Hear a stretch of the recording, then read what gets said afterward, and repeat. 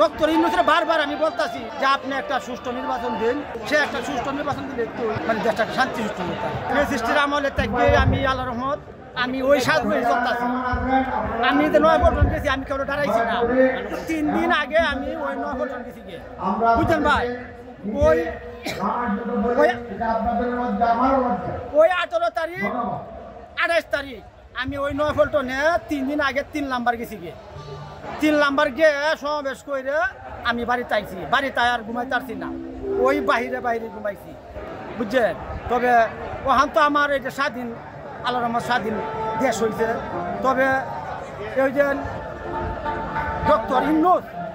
Doctor ইউনূসের বারবার আমি বলতাছি যে আপনি একটা সুষ্ঠু নির্বাচন দিন, ওই নির্বাচনে দেশ স্বাধীন হোক, কি দেশের মানুষ শান্তি সুষ্ঠু। মানুষ তো হাহাকার, এই যে কোন কোনা বলতেছে, মার্ডার মামলা বলতেছে, এই যে মারামারি ধরাধরি, সে একটা সুষ্ঠু নির্বাচন দিলে একটু মানে দেশটাকে শান্তি সুষ্ঠু হতো, বুঝলেন ভাই? আর কি বলা মানে আমার